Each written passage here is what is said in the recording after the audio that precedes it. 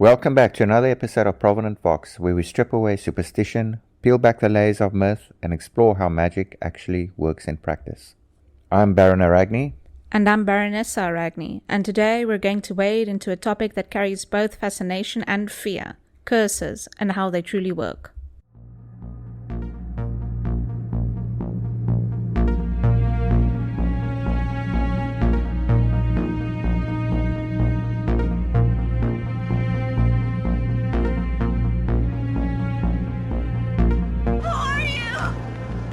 Explorers in the further regions of experience, demons to some, angels to others. We have such sights to show you. We'll tear your soul apart. Now, if you've been in occult spaces long enough, you'll know the subject of curses always gets people leaning in. Some people whisper about them, others brag about them, some dismiss them entirely. But no matter what, curses have always had this magnetic, unsettling weight. Exactly, and we think part of that is because curses tap into the oldest human fear, the idea that someone out there could wish you harm and actually make it stick. Even people who claim not to believe in magic, when something goes wrong in their life, a streak of bad luck, a sudden illness or financial ruin, they sometimes catch themselves wondering, could someone have cursed me? And then you have the movies and the pop culture versions of curses, which make it seem like it's as easy as muttering a few angry words and suddenly your enemy is writhing in agony the next day. Exactly. And while curses can be devastating, they don't work like random lightning strikes or Hollywood special effects. They follow rules, they follow patterns. There are mechanics behind them, laws of energy you can learn, apply and defend against.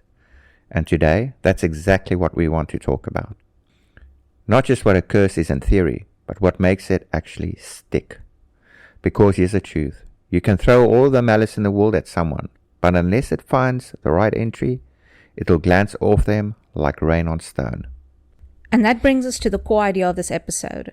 Curses need an anchor point. Without an anchor point, they can't take root. Without something in the target that's already vulnerable, already cracked or weakened, the curse fizzles, or at best, it bruises them for a moment before sliding away. So let's unpack what we mean by this. An anchor point isn't the same as a sympathetic link. When people hear the word, they often think of hair clippings, blood, photographs, or even the target's name written down. Those things, while important, are simply addresses. They're ways to direct the energy of your curse towards the right person. Think of them as GPS coordinates. They get the spell to its target. But once the curse arrives, the question is, where does it land? Where does it grip? Because having the address is not the same as getting through the front door. That's the difference between a link and an anchor. The anchor point is internal. It's not something you hold in your hand. It's something that exists inside the person themselves. It's the fault line, the weakness, the soft spot where the energy can dig in and begin to spread. Without that, the curse is just pounding against the outside walls with nothing to latch onto. Imagine throwing seeds onto a slab of concrete. No matter how many you scatter, they won't sprout. But toss the same seeds onto soil, even soil that's rocky or dry, and something will take root. That's how curses work. They're the seeds, and the soil is the target's weakness. No soil, no growth. But if the soil is there, even the smallest, simplest curse can sprout into something far larger than the caster ever intended. And the reality is, most people, unless they are constantly doing deep self-work and maintenance, have some patch of soil ready. It might not be obvious, it might not even be visible, but it's there, which is why curses, even when cast by someone not particularly skilled, can still find ways to nag at you, chip at you, and sometimes tear at you if they find just the right spot. So what do those spots look like? Well, they can take many a form. The most common and the most insidious are emotional weaknesses. Think of insecurity. Someone who has carried the belief since childhood that they're not good enough, that they'll never measure up. If you cast a curse to block their success, that curse will instantly recognize that insecurity as the doorway. Suddenly, every doubt in their mind is magnified. Every time they think, I can't do this, the curse reinforces it, digs it deeper. It doesn't have to create failure out of nowhere. it convinces the person to sabotage themselves. And fear is another big one. Fear is a highway for curses. Imagine someone who is terrified of abandonment, always on edge that people they love will leave. Cast a curse on their relationships, and it doesn't just manifest as people walking away. Instead, their fear intensifies. They start clinging, accusing, and withdrawing. They push people away, sometimes unconsciously, sometimes directly. The curse doesn't break the relationship itself. It weaponizes the fear so that the target actually ends up doing the work. Precisely. But it doesn't stop at emotions. Physical vulnerabilities are just as open. Someone with a weak immune system, someone who's been struggling with migraines for years, or has been nursing an old injury, those are doorways. A curse aimed at vitality almost never invents a brand new illness. Instead, it finds an injury and inflames it. It takes the migraines and makes them chronic. It drags out the cold that should have lasted a week into something that lingers and then turns into pneumonia. Exactly. And lifestyle patterns too. If someone is reckless with money, constantly overspending, a curse on prosperity doesn't need to drop sudden debt from the sky. It nudges their habits, amplifies their impulses, and suddenly their financial recklessness spirals out of control. Or if someone is already exhausted, disorganized, struggling to keep up with life, a curse for failure can slide right into that disarray and magnify it until it becomes a complete collapse. But here's where it gets worse. Once a curse finds its entry, it rarely stays confined to that area. It spreads. Think of mold. It doesn't politely stay in that damp corner of the wall. It grows, branches, reaches until the whole structure is compromised. Exactly. Curses spread opportunistically. Let's say the anchor point is insecurity. At first, the person simply doubts themselves more. But then the doubt begins to affect their relationships. Maybe they don't apply for promotions at work. Maybe they stop speaking up. Maybe their partner feels the weight of their insecurity and begins pulling away. Suddenly, the curse has crawled into career, love, and health. Or take health. A curse that aggravates an injury can cause chronic pain. Chronic pain leads to depression. Depression undermines motivation. Lack of motivation affects career and relationships. Soon what began as a pain in the knee is a collapse of the entire life structure. That's why a seemingly small curse, when anchored well, can devastate. It's not about the size of the strike, but about how well it spreads once inside. Let us share a case to illustrate this. Years ago, we were approached by someone who swore they had been cursed. At first, we were skeptical because "I think I'm cursed" is something you hear very often. But when we examined their life, it was textbook Anchorpoint exploitation. They had deep, unhealed shame from their childhood, always believing that they were worthless. Someone had apparently cursed them for failure. And it didn't hit like a hammer. It whispered like rot. They didn't lose their job overnight. Instead, they started doubting themselves so much they stopped finishing projects. They became paranoid. Their co-workers hated them, so they withdrew. Their isolation led to missed opportunities, and eventually they really did lose their job. But by then, they had convinced themselves they deserved it. The curse didn't need to create failure. It simply took the crack of shame and spread it until it consumed everything. That's what curses do. They don't conjure thunderbolts. They seep into wounds and make the target bleed themselves dry. And this is the law of magic in general. Not just curses. Magic is energy, and energy always follows a path of least resistance. Exactly. Think of water. It doesn't climb cliffs, it flows downhill. Electricity doesn't fight through resistance, it takes the open circuit. Light bends towards the quickest route. Magic obeys the same law. If you're working prosperity and you're already disciplined with money, the energy flows quickly. If you're working for protection and you already feel strong and confident, your wards have greater effect. That's why people who are internally aligned see results more quickly. Their lives are prepared channels. Meanwhile, someone who's fractured, chaotic, and ungrounded will see weaker or messier results because the energy has to fight through resistance.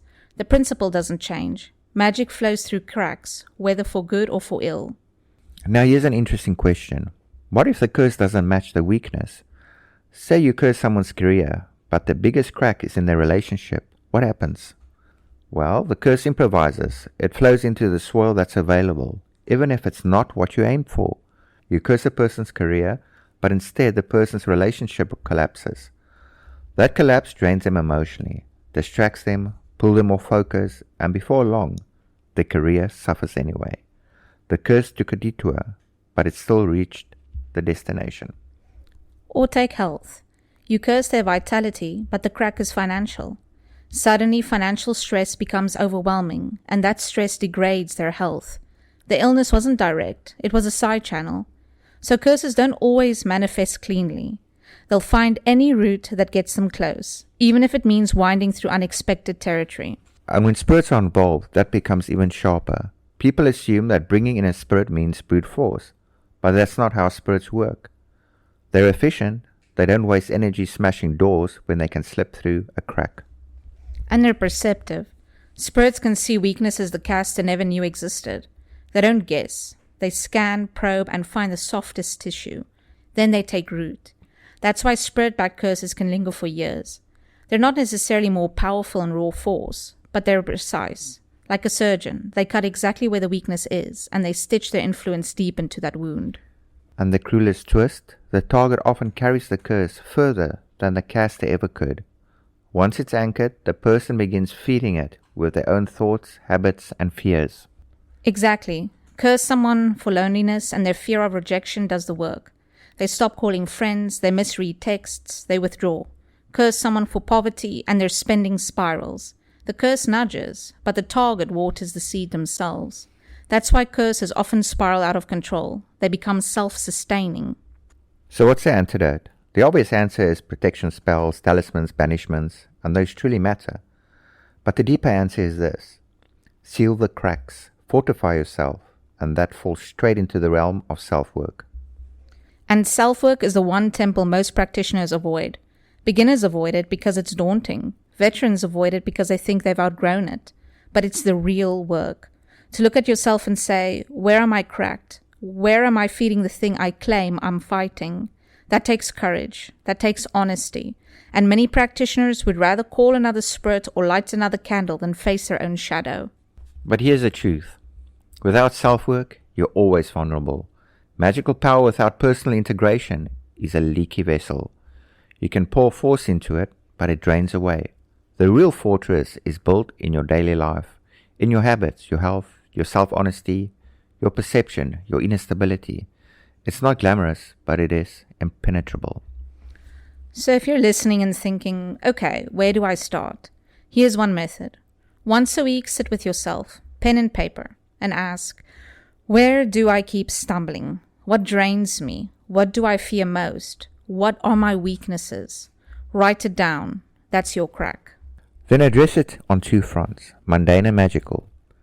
If it's health, adjust your lifestyle and perform operations of healing. If it's money, build discipline and perform operations of prosperity. If it's insecurity, practice self-affirmation and perform operations of self-empowerment. Attack it from both sides. That's how you seal the crack. And here's another approach, one that draws on techniques you'll often hear about in NLP, neuro-linguistic programming. It's deceptively simple, but remarkably effective if you give it your focus. Take that weakness you've identified and see it clearly in your mind. Give it a visual form. Maybe it looks like a chain, a shadowy figure, maybe just a dark, oppressive fog.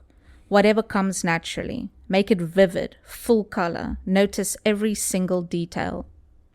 And then start stripping it of power. Envision those vivid colors draining out of it until it's washed out black and white. Then let the black and white fade further into a dull gray. Watch the edges blur. Watch it become transparent, and then let it dissolve into nothingness, empty space, silence. It sounds simple, almost too simple actually, but the mind responds powerfully to symbols. By changing the form of the weakness in your inner world, you're cutting its grip in your outer one. You're teaching your subconscious that this crack, this anchor point, no longer has weight.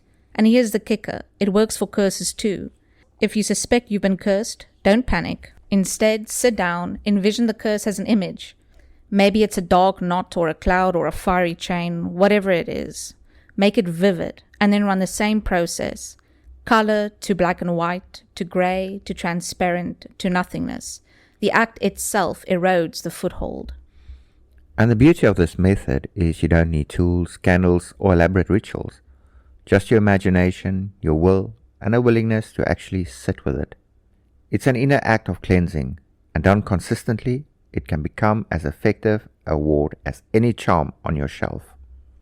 Now here's a question we always get. Can someone be immune to curses? Well, the answer is yes. If you have no cracks, no weaknesses, then there's nowhere for the curse to root. It slides off. But immunity isn't invulnerability. Openings can be forced. It requires massive power and patience. The kind of siege magic few are capable of. Slowly eroding defenses, applying pressure, provoking cracks, exhausting the person until microfractures appear. But this is rare, and it's costly. And if the person is actively sealing themselves through self-work, your efforts erode as quickly as you make them. So yes, technical immunity is real. And yes, forced openings are possible, but only for the most disciplined, the most patient, and even then, the success isn't guaranteed. The better lesson is simple. Become the person for whom there is no affordable entry. Indeed. Let us give an example. A practitioner once admitted they spent nearly a year trying to curse a rival.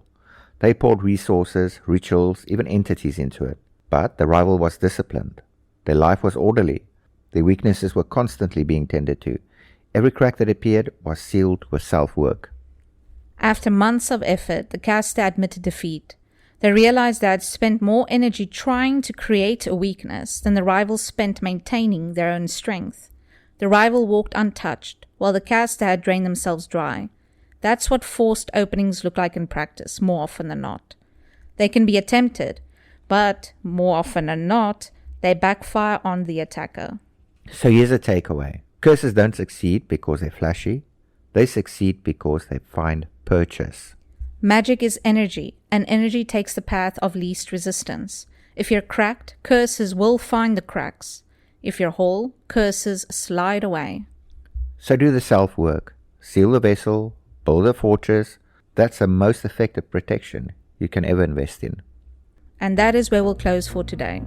Thank you very much for tuning in to this, our latest episode of Provident Vox. Wherever you're listening to us from, over YouTube, Spreaker, Spotify, Audible, or any other of these platforms. Please like, follow, share, subscribe, depending on the platform you're on, if you would like to hear more from us. Yeah, thank you so much for tuning in. And remember, the current flows where the channel invites it. As above, so below. As within, so without.